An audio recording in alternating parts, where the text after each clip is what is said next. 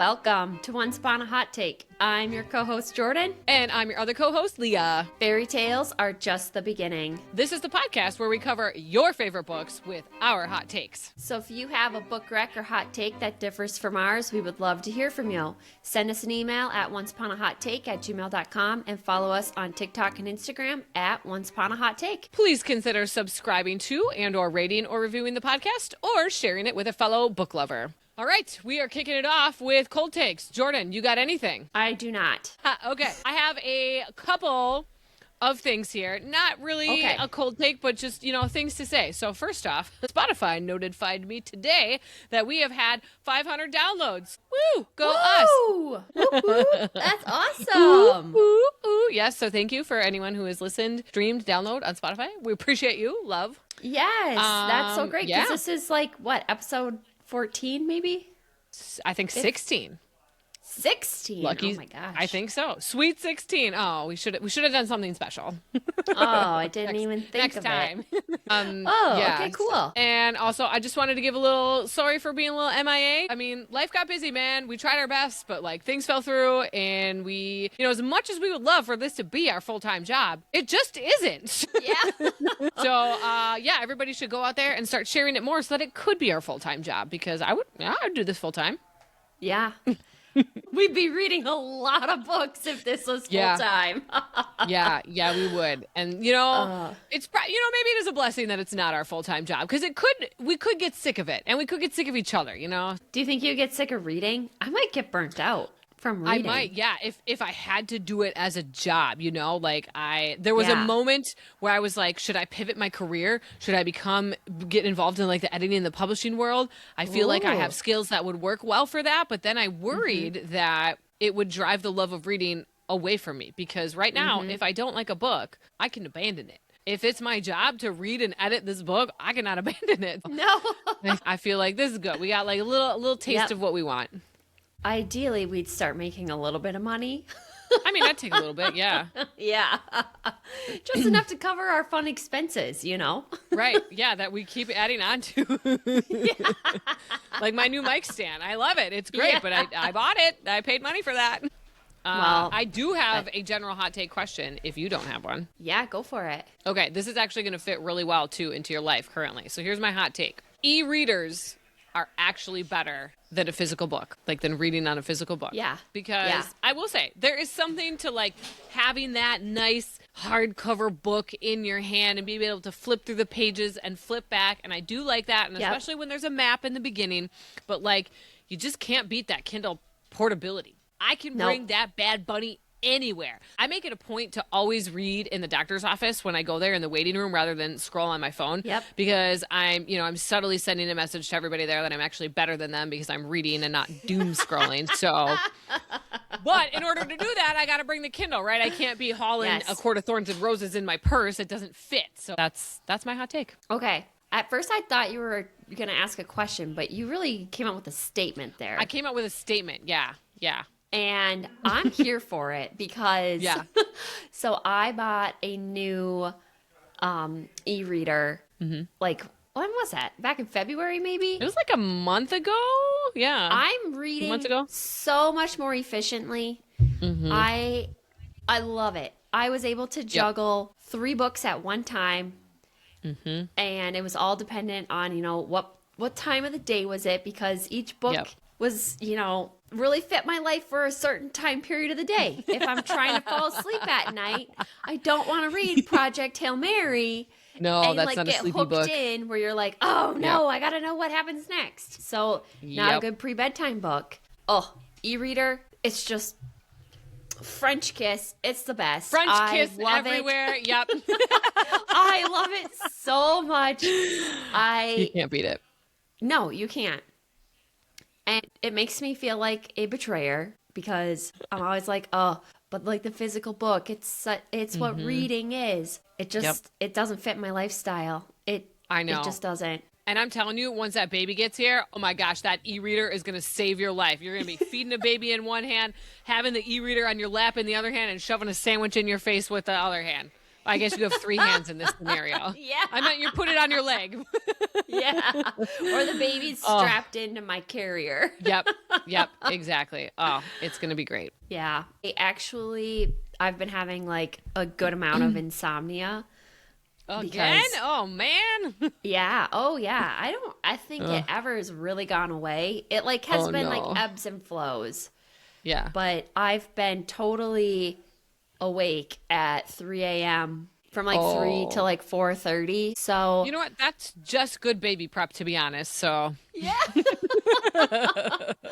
But the e-reader is clutch because not only my new one, I can like flip it to dark mode. So then the screen so you still is get black. that backlight. Yeah. Yes. And it's like very easy on the eyes. And it's so I can lay down and I can read it. Oh, yep. E-reader and you don't have like like a light, and Paul being like, "Are you done reading yet?" Like you just read and no one will know. Yes, exactly. Steven doesn't know at all. At one point, even with my old Kindle, because remember I told you it didn't have the backlight, so I would clip my book light onto it, and I was like, "This is too bright," and I like made a sticky note wrapper around it to like dim the light, and I was like, "This is it. I have to get something else." Come to the 21st century with us, please. Yep, that was the moment. I was like, "Okay, this is actually a problem. I need a solution, and the solution is fantastic." Yes, I'm so happy for you. I love it. Yep. Great question, Leah. I thought so too. I literally was struggling for a while. I was like, I don't have a hot take debate question here. What do we? And then it came to me, and I was like, perfect, because I knew you just got the new one anyway, so worked out. Yep. All right, tell them what we're talking about today, Jordan. We are talking about Delta County by I didn't write her name down. J. L. Hyde. Yes. Okay, yes. J.L. Hyde. Gosh. My phone's not next to me, so I was like, a million miles away. Yep. Yes, we are. Delta County. Yes, so, Delta County. Ahead, mateys. We are discussing all things Delta County. And just a disclaimer up top. You can probably expect a lot of F-bombs today, mostly out of Jordan, because she's got things to say about one of these characters. So, ye be warned. Not just one character, lots of characters. Lots of characters, yes. All right, well, let's get started with the nonverbal reaction. Would you care to go first, Jordan? Sure.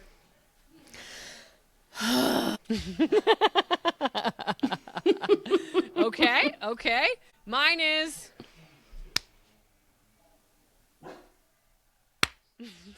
like a couple... slow clappies. So that's where we are. Ooh, okay. So reading the vibes here, not either of our favorite picks. It was fine. Yeah. It was fine. So why then did we pick this? Well, Jordan's sister, Paige, said it was a must read, and this just goes to show you can trust nothing that come from little sister's mouth. Just kidding, Paige. I must have.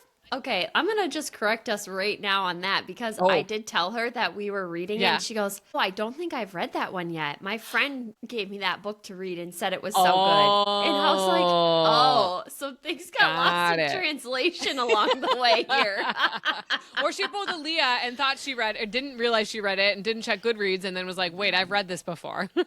She either has no memory of it, which very well could be, or she didn't actually read it. But she did have the physical copy of the book. And Leah, you read that. Yep. I did not. Oh, and you read the digital version? I went and bought the digital version because I was I just need it.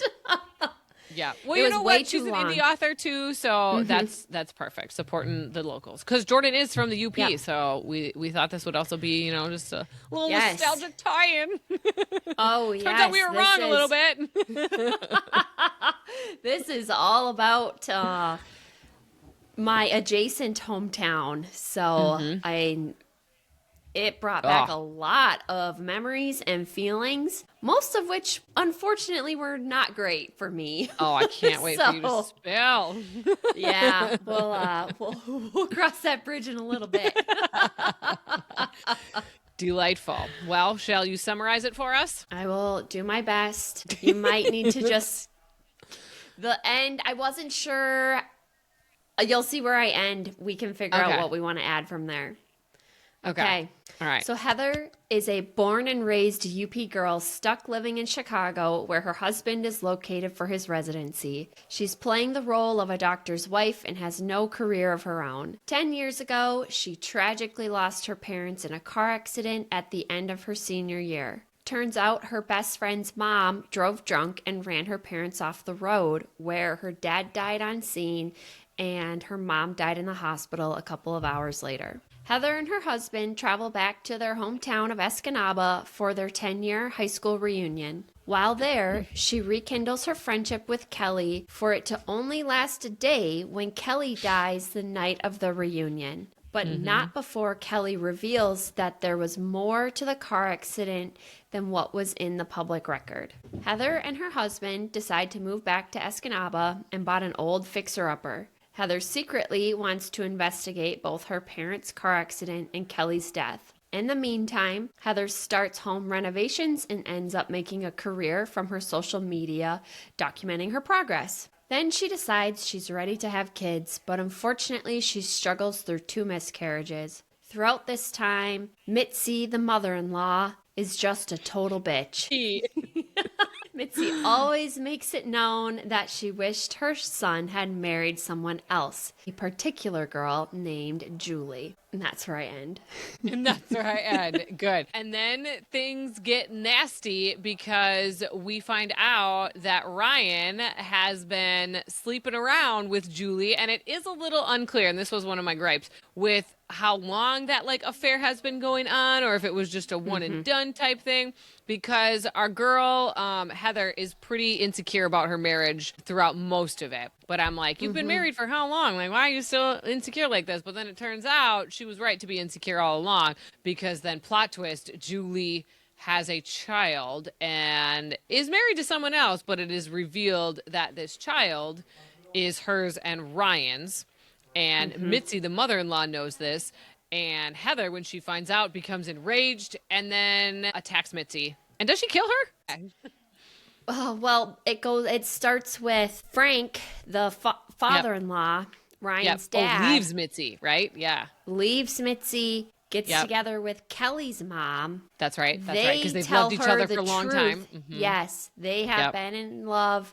And the night of the parents' car accident, they were in the vehicle with the 2 of them with Mitzi. He confronts them in the parking lot at this event they're at about their affair and their love child, who's Kelly.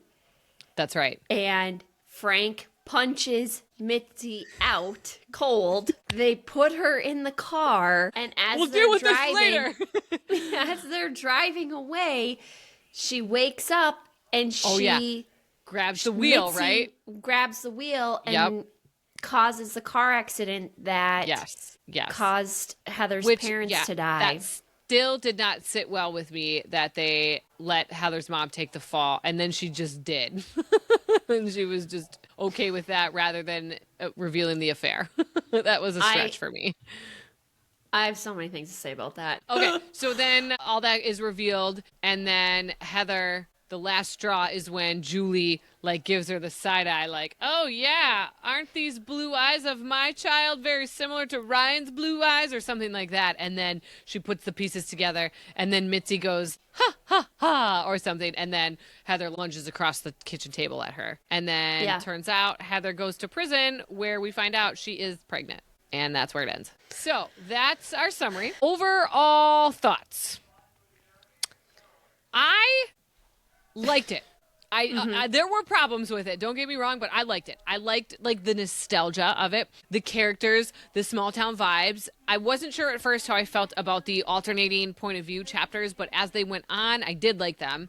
And I didn't even realize the context of them. There was one spot where she said something like, if I had gotten therapy earlier, I wouldn't have been in this situation. And I clocked it. I noticed that was odd, but I just was like, okay, whatever, and just kept reading. I didn't connect the dots until they literally revealed that she was in jail and these were her therapy reflections. And I was like, ah!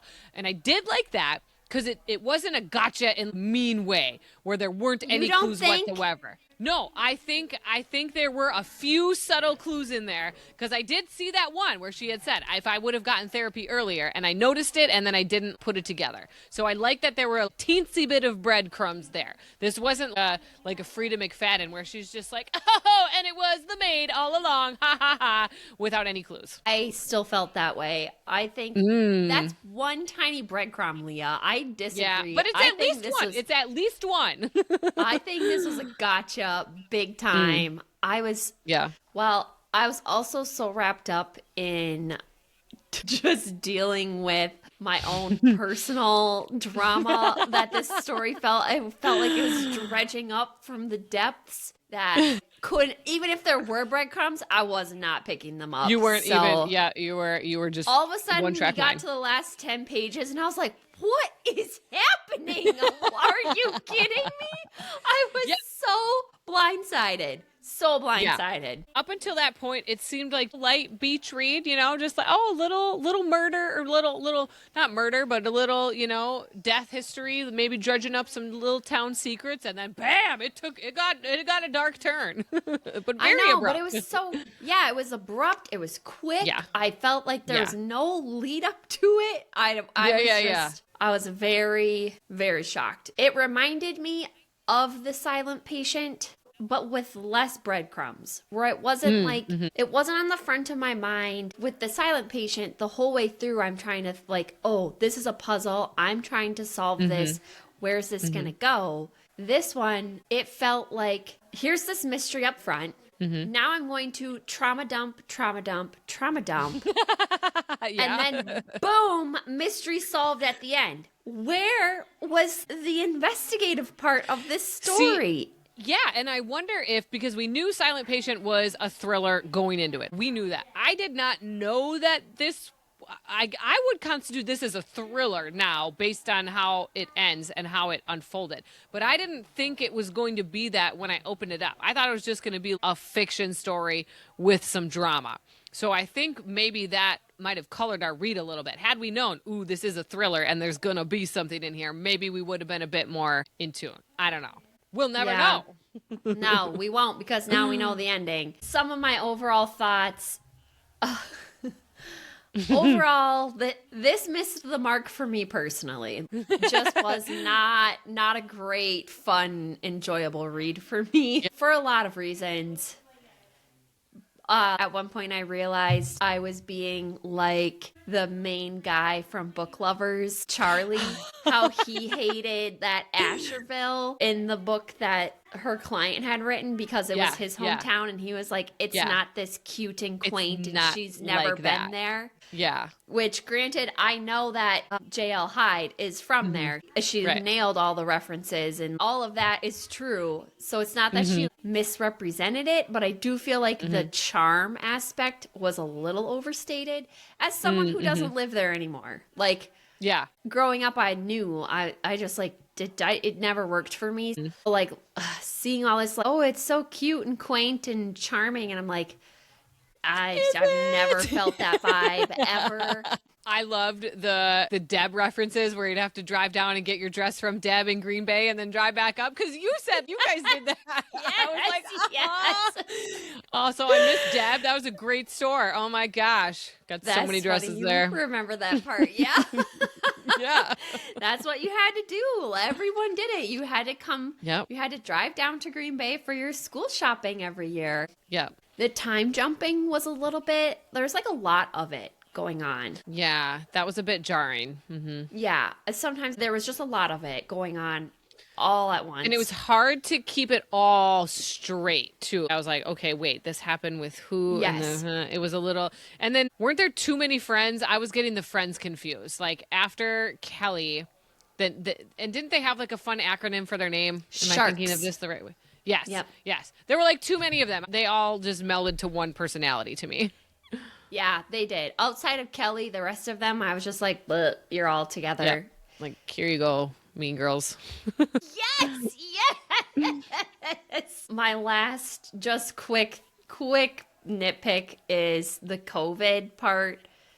I immensely dislike when any of my literature or any kind of entertainment mentions COVID, it just, it sits so heavy. It's such a not enjoyable topic that because it drudges all that back up. Like, nope, let's just don't. Yep, I don't want it in. I just don't want it in my reading. I don't.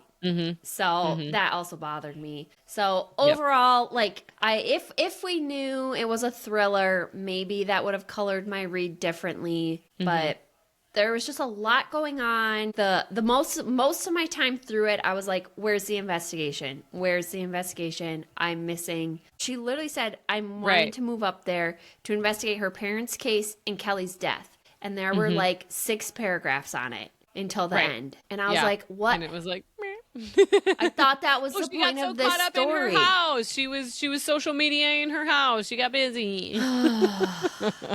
So it just didn't. I do love that too. That was like too perfect. Like, and now I'm an influencer and I'm making my own income and I don't have to just be a housewife anymore. That was a little too perfect. Yes, very cliche heavy. What's the difference between a cliche and a stereotype? Or are those similar enough? No, a stereotype is an assumption you make about like a group of people. A cliche is something that just is like a trope that's overused. Okay, so I think there were some UP stereotypes then in this book. Yes. And but then also some cliche characters too. Yeah. Yes. Okay. Thank you. I feel better about knowing that. I'll probably have to ask that again at some point. Terminology down. Okay. Do you want to dive into character analysis? Well, first we have to describe the read. You said you read on Kindle. I read your original Pages Friends paperback.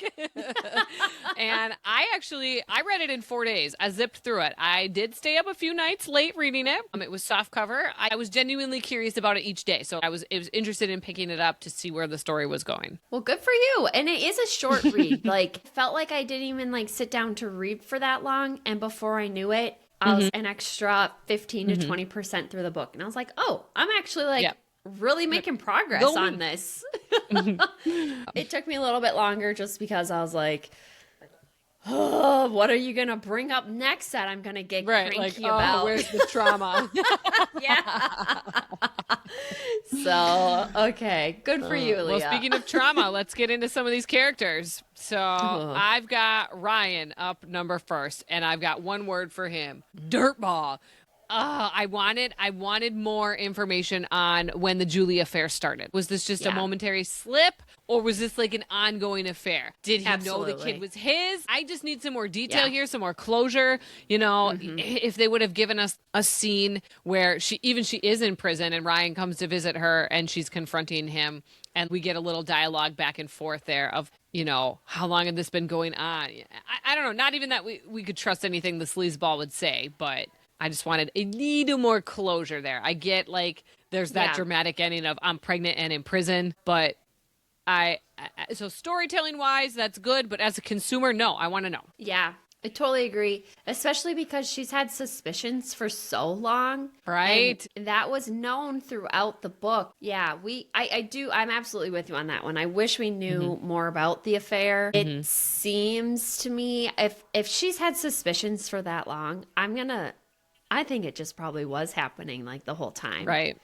And that was one thing I did not like about her initially. And I wrote that down at first. I was like, why is she so insecure? You are an adult. You have been married. This is not a high school relationship. No one's cheating on you. And then I was wrong. So yeah, it turns out it was a high school relationship. Turns out. Yep. You can't escape your hometown, I guess. You cannot. You absolutely cannot. And gosh, Ryan, you fucking sleazeball. Dude, yeah. You had it all going for you. You had a doctor, you had a wife, you bought a nice house back in your hometown where your mom could do your laundry for you. Like oh god. She would. Yeah. She would pay someone. She would pay to have a laundry service. She wouldn't for dirty them. her hands. Yeah, you're right. Yeah. You're right. Yeah. But like not Heather's clothes. She'd only do it for Ryan. Oh, absolutely. Oh my god. But yes, that's where I wanted to go with this though, is that Ryan never ever stood up for Heather. No. With his mother. No. Yeah, that's kind of inexcusable. If you're not seeing it, that's bad. If you're Yep. seeing it and not doing anything about it, that's doubly bad. That's worse, where you don't even, you see it and you're willfully ignoring it. When you get married, you say, you are now my number one person. Everybody else is still important, but you are my number one important person. Yes. And when these things happen right in front of your face and you do nothing, all that does is give her the power to keep treating your wife like a rug. She can walk all over her, do whatever the fuck she wants. Ryan sucks. Yeah. Ryan's the worst. He is the worst. He absolutely is. He's probably the one we're both killing, I bet. Spoilers.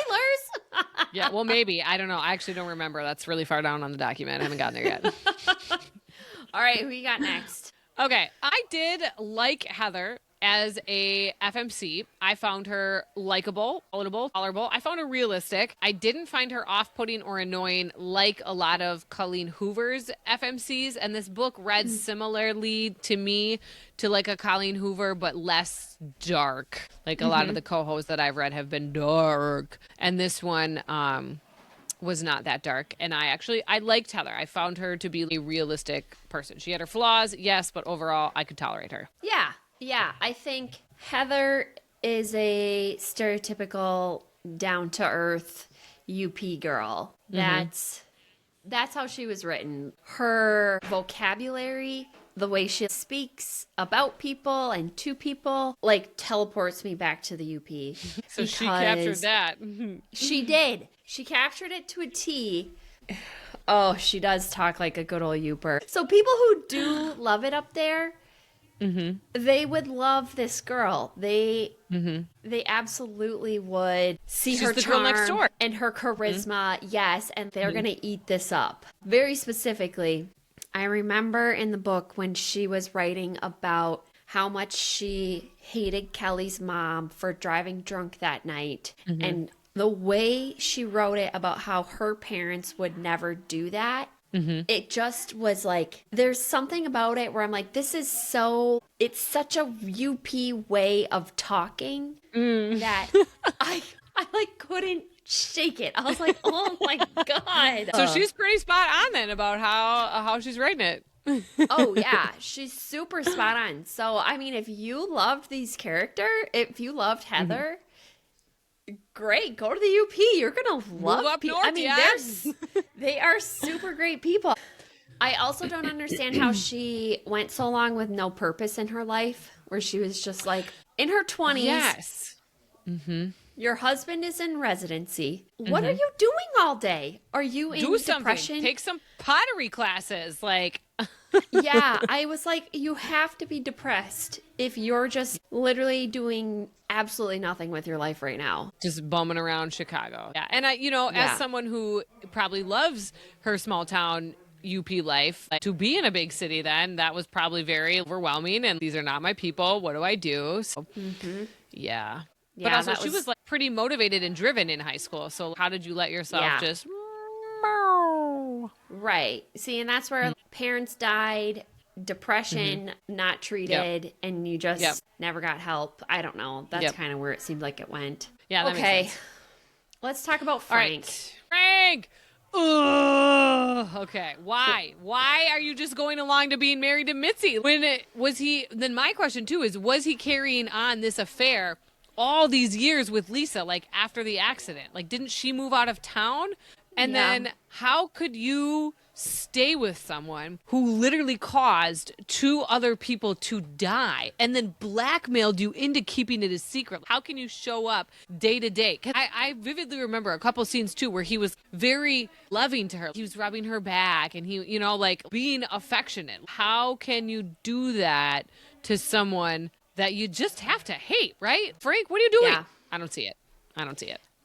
Yeah, but he did all of this because Mitzi blackmailed him because he would lose his practice as a lawyer. So you're so unbelievably selfish. Yeah. You're actually a pretty poor decision maker here. Yeah. And you should not be practicing the law. No, you have no moral compass whatsoever. You are literally like, myself first, forever and always. Yep. Even though I love this other person. Yeah.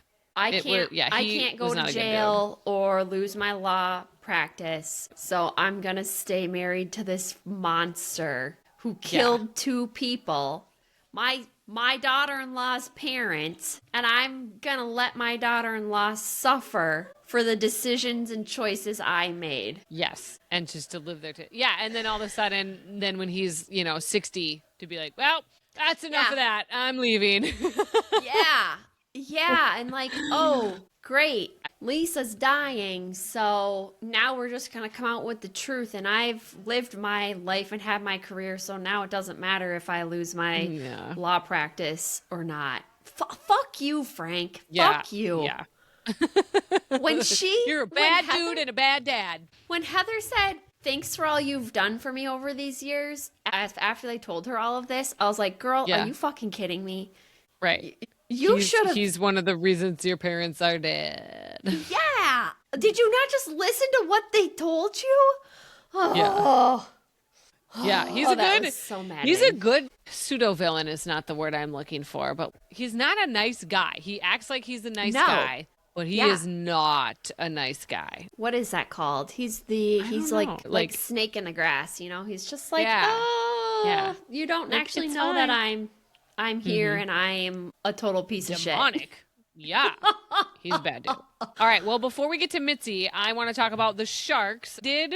I did like how it channeled, back being in high school with your ride or die friends. I am not close to anyone from high school anymore. And it does make me a little sad because you don't have anyone that you can relive the good old days about, which is funny because that's literally all of Paul's friends. All of Paul's friends are his high school friends. So it's so interesting that we're complete opposite. Yeah, I have a couple casual acquaintances from high school that I chat with every now and then, but don't hang out with anyone from high school anymore. Yeah. Oh, 100% the same. All right, we're going to get into this real quick since you did this. This is UP culture at its best and worst. Oh boy, lay it on me. It's the best for those who are in, but in the UP, it is so cliquey. Yeah. It is very cliquey, and if you are in, that means you are in a drinking crowd. Oh. You have to drink in high school to be in the group.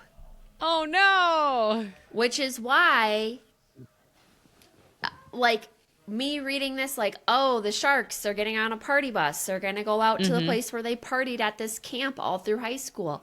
Yes, because they were the it crowd. That was the cool kids, and that's what the cool kids did, yeah. And that's what the cool kids did. And if you didn't do it, you weren't in. So me, as a studious athlete who had no desire to drink in high school whatsoever, was never in the it crowd. Always just on the outskirts because it did overlap with a lot of, athletes. Right. Yep. But if you're not committed to the drinking scene, you're not in the it crowd.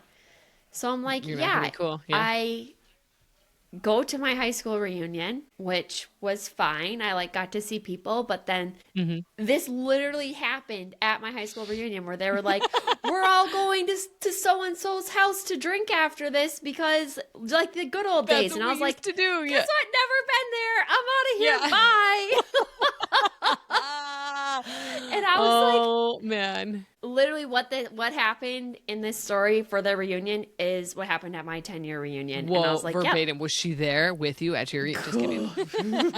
So nobody how many died. Kids? How many kids were in your graduating class? 150. 150. Wow. Okay. I had 63. So there was a little bit of, like you said, drinking culture, but exactly like you, super nerdy, goody two shoes, also athlete, whose uncle was the athletic director. No, I didn't go anywhere near those parties. I would have been roasted alive and then roasted again. But also I had no desire. That was not on my radar, not something I was interested in. But I definitely was not a cool kid, which whatever, it was fine. But like you said too, there was some overlap. Yeah, I was friends with the cool crowd and I played, softball, basketball, volleyball with some of the it crowd, but I was not at the parties. Yeah, so me reading about a girl who is in that it crowd just drove me crazy. And then Escanaba is bigger. So the other town that they mention in the book was Gladstone or Happy Rock, which is Oh, I get it. Escanaba Gladstone, Happy Yes. Rock. Okay. Yes. Yes.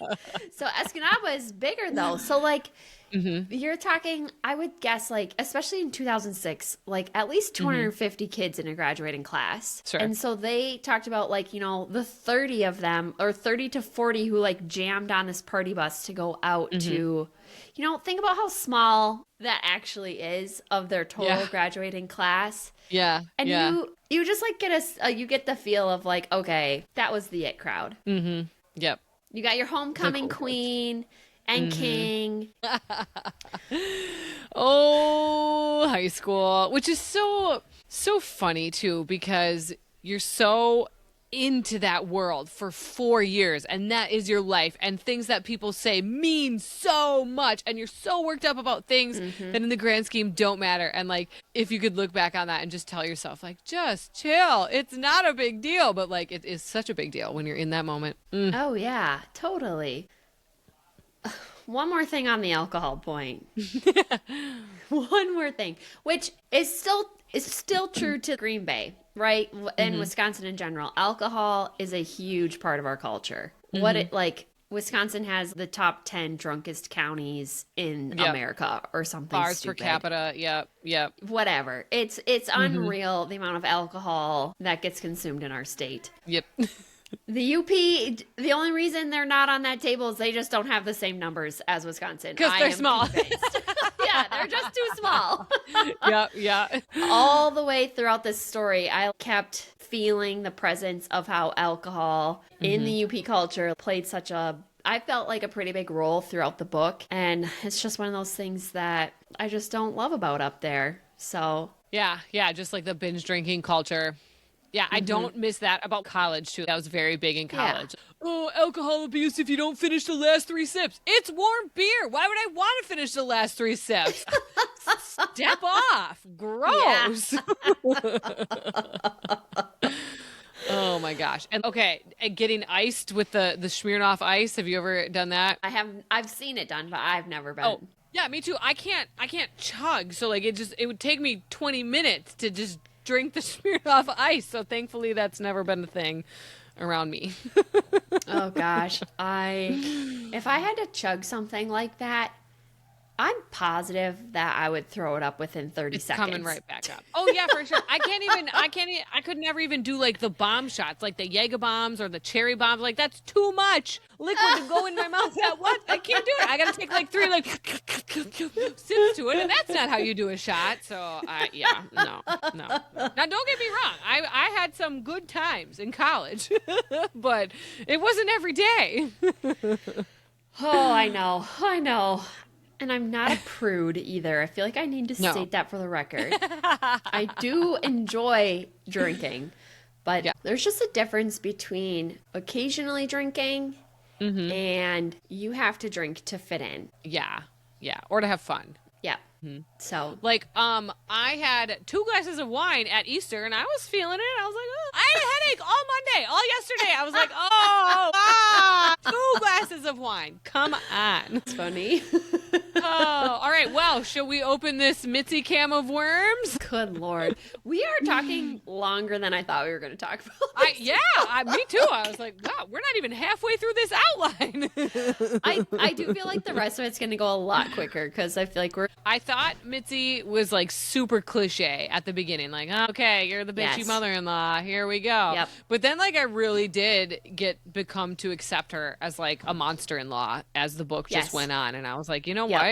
There are people like this out there that are just bitches to their daughter-in-laws. And I am like taking frantic notes. I'm like, never be like this, Leah. You have 3 potential daughter-in-laws. Be cool. Be cool. Step off. Oh, Leah, that's so great. Good job. Yep. I am not. Monster-in-law not happening here. No way. Good. You hear that, all you ladies out there? Yep. Take it down. Your daughters should go and find Leah's son someday. Yep. I am schooling them up. Time Cameron spits in the sink and there's toothpaste residue. I'm like, oh, hey, Cam, come over here. Look. Oh, what do you see here? Oh, yeah, we should rinse that off, right? Uh-huh. Yes. Good job, Leah. Yep. Mm-hmm. If they pee anywhere that's not in the toilet, they get the toilet paper and they wipe that mess up. Good. Wow, you're crushing it. We're starting the habits now. Yeah, I think that's very wise. Yeah, Mitzi in the first half of the book, she just was like classic bad mother-in-law. Yep. And didn't think a ton about her until it really started to ramp up. And I did find it a little bit odd that she was so pushy about the grandkids stuff that Heather and Ryan just never told her, like, hey, Mom, we've had 2 miscarriages. Right. Which seems like that would maybe shut her up a little bit, you know? Like, hello, we are literally trying, and it's just out of our control. Like, yeah. I was surprised that they didn't take that step. That seems unrealistic to me, I guess. I feel like I mean, I get, like, yeah, it's personal and private, but maybe would have done something to help that. I don't know. I don't know. She seems like she's beyond help, so. Well, by the end of the book, yes, I totally agree. Yeah. In the moment, though, where we hadn't quite reached the fullness of her. Cast her off as you. There's no way you can recover from who you are. Yeah, exactly. Yes. So. But yeah, I think you could chalk her up as a true narcissist and sociopath. Oh, yeah, 100%. Yep, narcissist right there. Yep, textbook case. Diagnosed here. Bam! And I cannot believe that she killed Kelly out in the woods. Yeah, that is not sitting well with me. If we go back to the narcissist portion of it here, and if she felt like Kelly was going to be threatening her baby boy, like, that could drive her to do something like that. But then pulling it off, you got to think she was probably in Louis Vuitton heels doing this. Like, you're not sneaking around the woods. But again, everybody was pissed drunk that was there, so they were not going to be at the top of their observation game. Yeah. I just can't believe she went in the woods to do the job. Well, I mean, you know, the only thing that would do it is her precious, darling baby boy. His needs would be the only thing I could think of that would make her do that. Wait, I thought she did it because she didn't want Kelly to spill the secret about the car accident. Right, because that would eventually, I think, impact Ryan then, because Heather would look at this situation and be like, wait, what? And then question Ryan. Yeah, I think it was all boiling down to like a selfish protection of her and her secrets, but then also, like, by extension, I think some of Ryan. I see. Oh, that Maybe. Lady. Who knows? We'll never know. Okay, real quick. The rocking horse scene at the baby shower. Oh, that was next level. I was like, what? I can't remember if there was something that already made us reach a tipping point with her, but at that point I was like, oh, fuck this lady. I think she knew in that moment that Julie's baby was Ryan's. She had to have known. I think so too. Yeah. Yeah. So then the affair probably was carrying on for some time, and he probably confided in his mom, or she picked up on it somehow. Yeah. There's no way Julie wasn't Yeah. telling Mitzi that they were having an affair. Right. Yeah, because they would go for like monthly luncheons. Yeah. Yeah.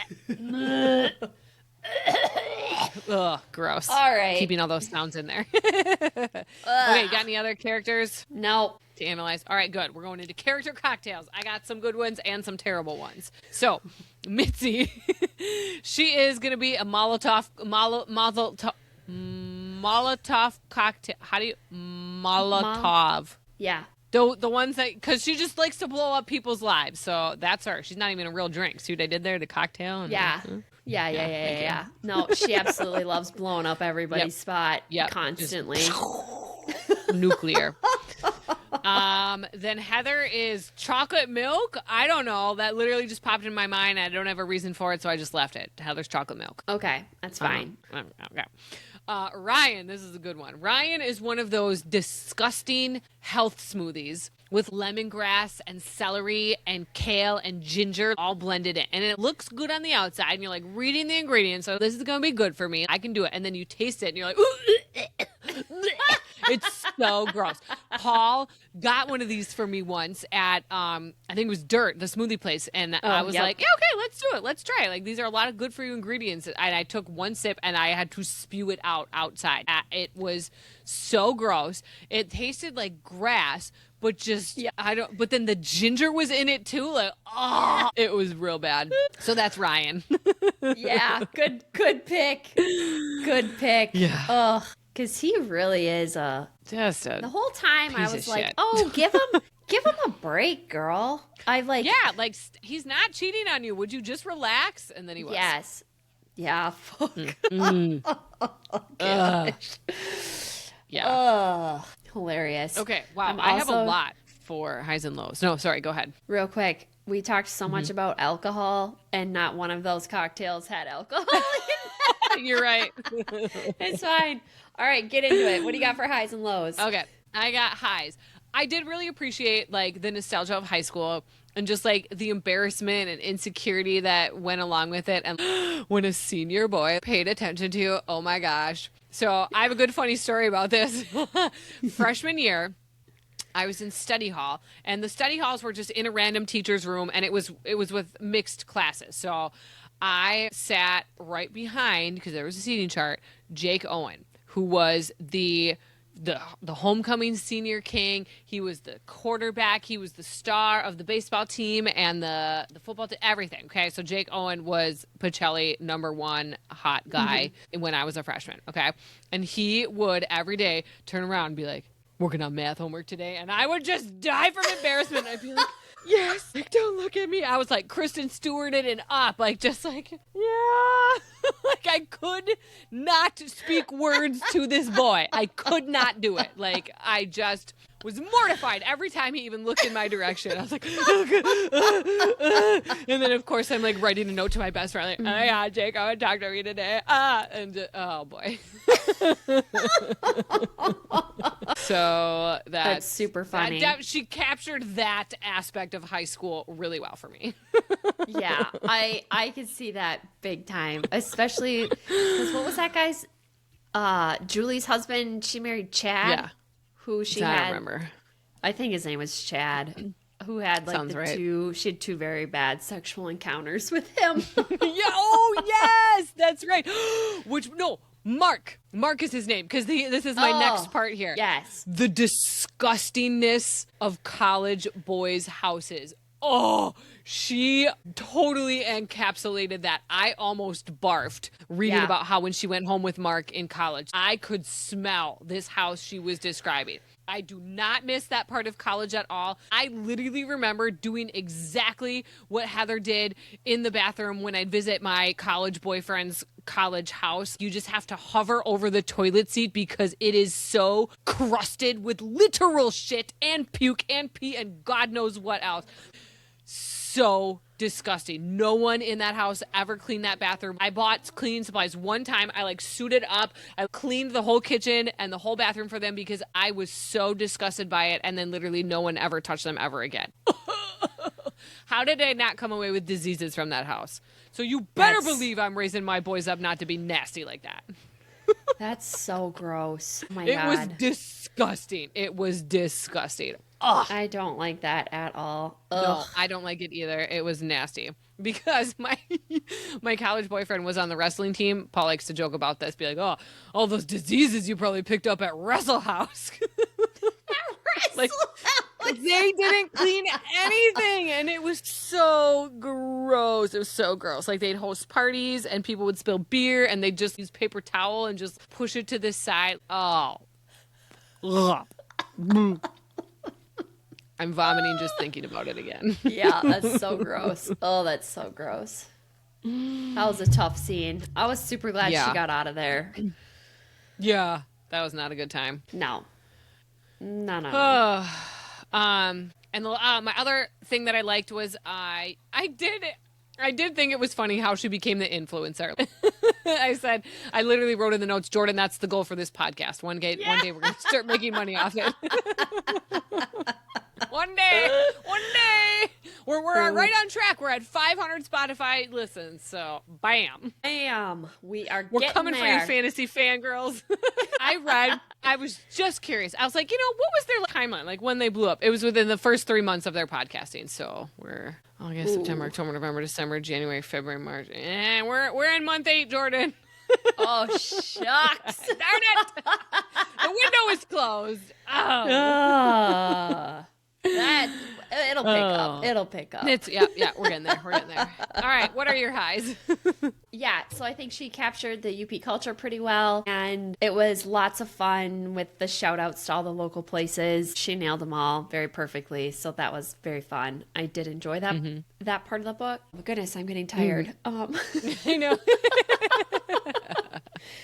I mean, I know she's happy about her pregnancy, but it's with her husband who had a baby with another woman and had been having an affair on her for years. And has the mother-in-law from hell and the father-in-law who killed your parents. So yeah, I was like, I still don't even know that's like, and you're in jail for it. You're going to be in jail having your baby. I don't understand. And then they take your baby away. Like, you don't get to have your baby in jail. Sorry. Were some of your lows that we haven't talked about yet? We just covered it. All right, I have one little one that I think you're gonna like. I don't love how they called Heather Heth. Like what? It's got to be Heth, right? Like her abbreviated name. They spelled it Heath. Heath. But I think it's got to be Heath, right? Because she's Heather. Yeah. They wouldn't call her Heath. You're right. But anyway, yes. So, like, I knew they were trying to call her Heath, but I kept reading Heath. Like, here's what I wrote. I said, I wish they almost had, like, a noodle nickname, like in a Holidays. Shout out to episode 10. Remember how we hated that? We're like, why are they calling her Noodle? Like, where is this nickname coming from? Like, I would have rather that than Heath or Heath. Like, it was too weird. Did not roll off the tongue, and, yeah. I mean... Yeah, I would agree with that. That's super funny. I was just reading it as Heath the whole time, and I did not think any more about it. Classic mispronunciation happening. Oh, boy. Yeah. And then I did have a gripe about how Heather was so insecure about her relationship with Ryan, but then I literally had to come in at the end and be like, yes, that was warranted, so. All right. What'd you have for best scene? I had the best scene. So at first, I wasn't sure that I liked the therapist point of view chapters. But as they went on, I did think they were a successful technique. I think it kept the suspense moving. And I did like the big reveal twist at the end. I thought that was fine. Good. I think, honestly, that's... I didn't even pick a best scene, but I do think it has to be the big twist at the end, just because it wrapped up so many pieces. And I just wish I didn't feel so gotcha at the end of it, was all. But I do think it was probably the best scene. Yeah. Okay.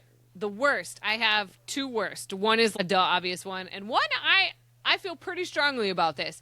I don't like how Heather can get so mad at her in-laws for supporting Mark. Mark was the guy that she went home with in college and then spread all those lies about her. Why she can get so mad at them for supporting Mark's campaign because they vetted him and he came back clean. How can she be mad at them when she's never told them or anyone what he tried to do to her? She told Ryan... But is that something that he's going to go spill to his parents? Seems like not. And also, just stay out of your in-laws' politics. Family politics don't mix. Just get that off your head right away. I don't like that she gave them an ultimatum, especially knowing how Mitzi feels about her. Like, why would they pick you? She doesn't like you. That was a bad play on her part. Leah, that was fantastic. Great job. That also sat weird with me, but I couldn't quite figure out why, and you nailed it. Good job. Yes. Because she's mad at them about something that she never even communicated to anybody. Yep. And then my other one was the truth about the accident.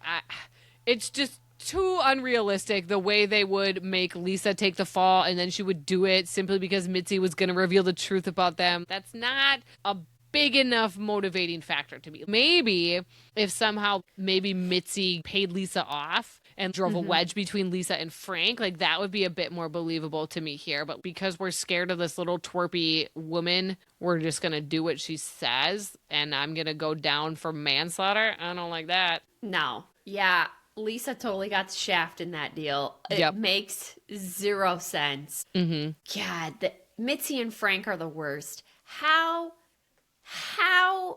this is just hitting me. How has Lisa stayed in love with Frank all these fucking years? For real. Because she moved away too, so they weren't even in the same town. She moved away. You knew what he did to you. You knew he didn't leave this other woman for you. It's not like you were even sleeping together on the side. You're just pining for him in your heart. No. This goes back to these tangled vines, too, when they were writing letters to each other over, what are you doing? Move on. Yep. You're so right. Lisa, what is your problem? Shout out to episode 3, Tangled Vines, or whatever it was.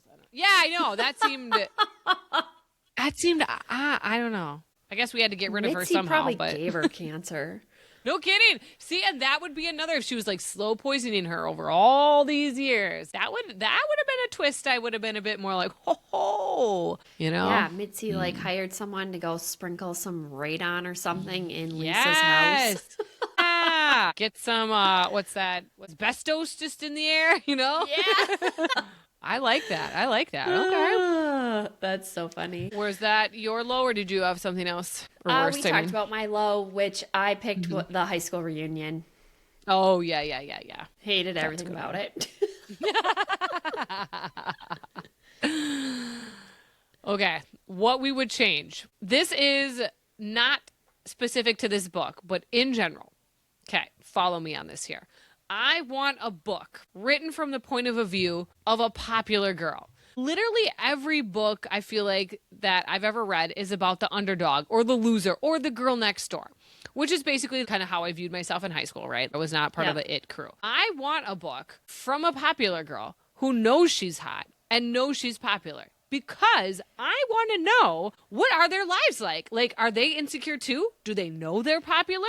So like, this is the dilemma. Do only quote unquote loser girls next door become authors and then write about themselves? Because why do we never get a mean girl or a popular girl telling a story? Is it because they're not likable? Do all girls just see themselves as losers, and that's why even a popular girl who writes a book makes her FMC seem less than? Like, this is such an interesting debate. So if you were an it girl in high school, weigh in. I was not.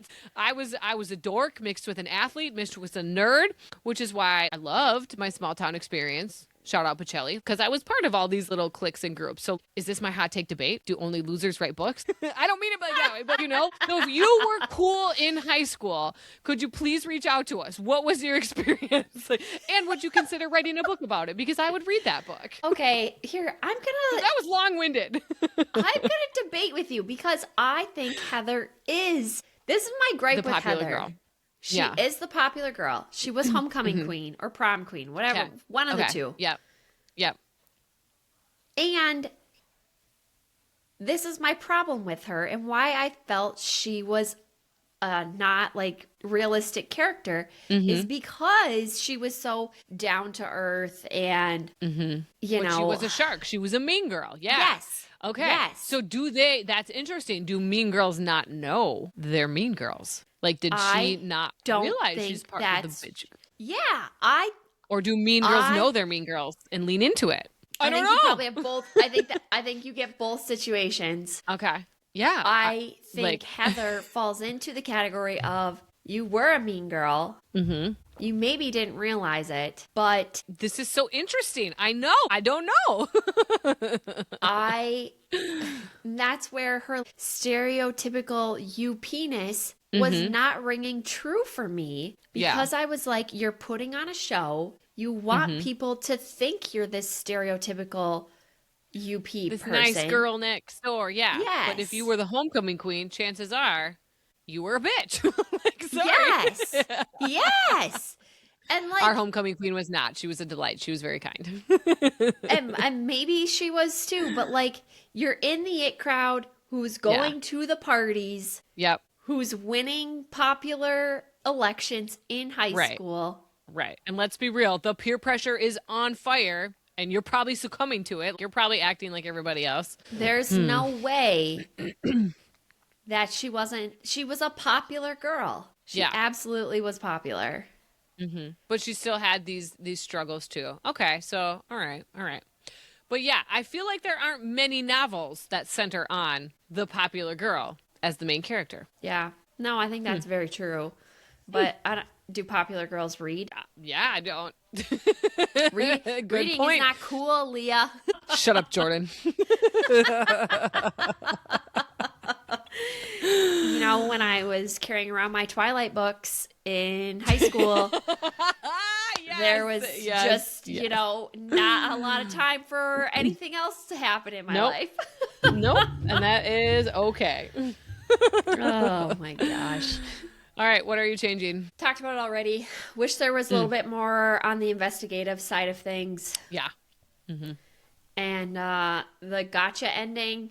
I would have liked there to be more clues with the therapy sessions. Just to just a little sprinkle more of those breadcrumbs. I want a little bit more breadcrumbs, or even like one of the things with the silent patient where we knew up front that somebody had died, but you didn't know so who our feelers or were how. out. We were ready. Yeah, we were looking for it. I wish I was more, suspecting things to happen throughout it. I wish there was yes. I wish there was a little bit bigger of a setup with the therapist up front. Yep, sure. Just I can so see that. we were, reading it from the lens of, knowing that she was in court appointed therapy, even just that. We don't need to know, did she attack someone? Did she do this?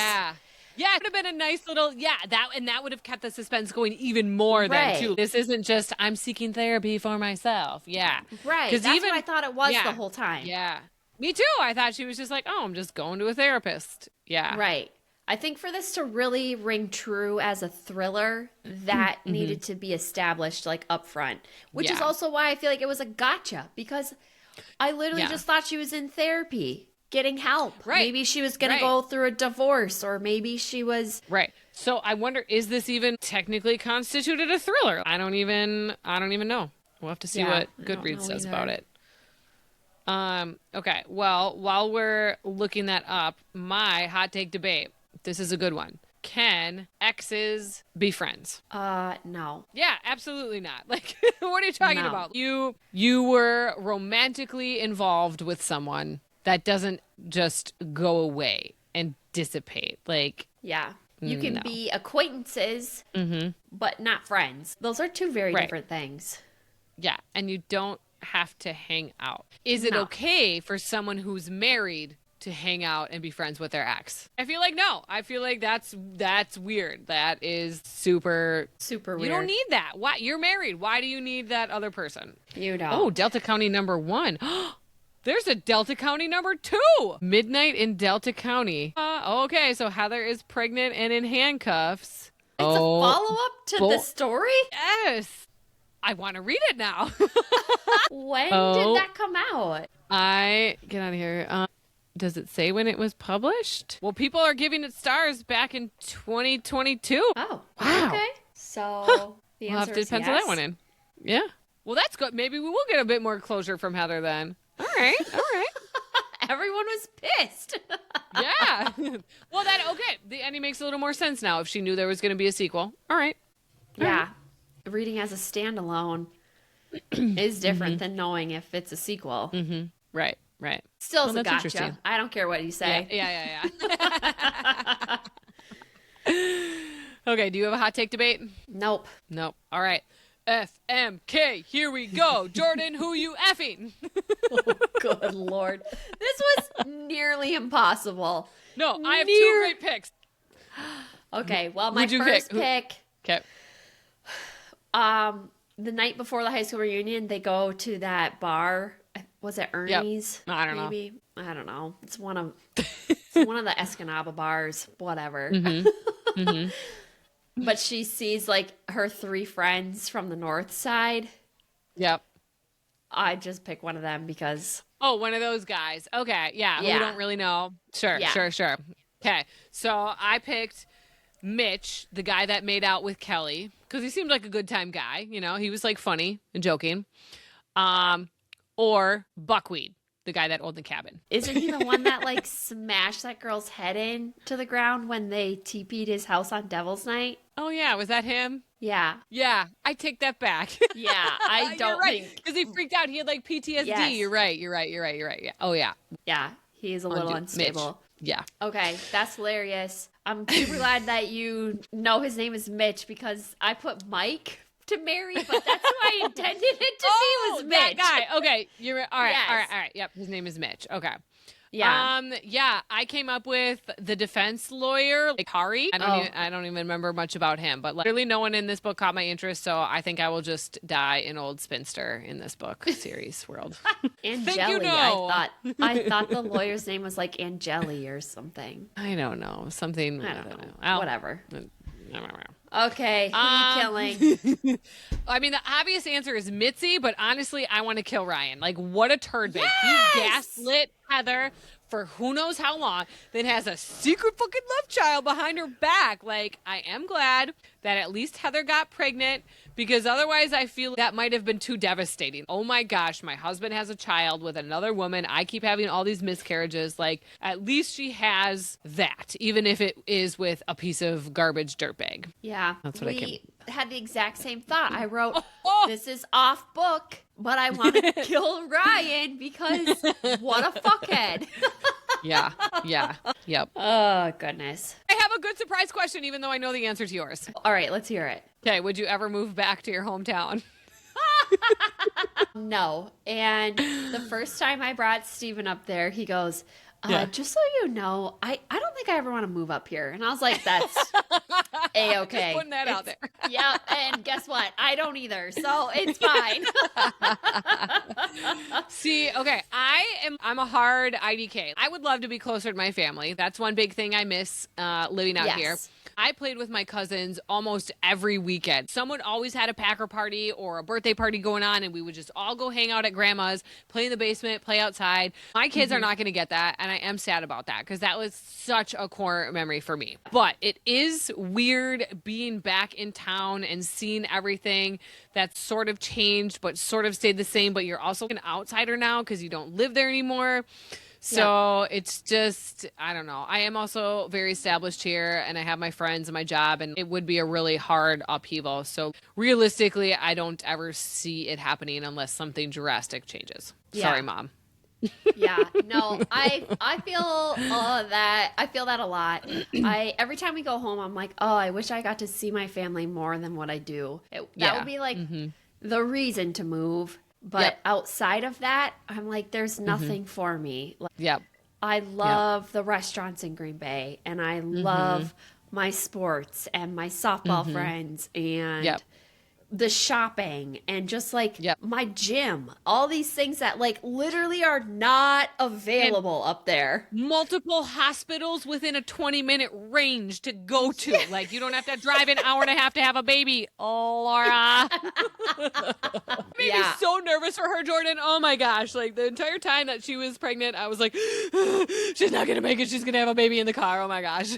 And it was fine. She did it. It was all good. But like that was very stressful for me. Yeah.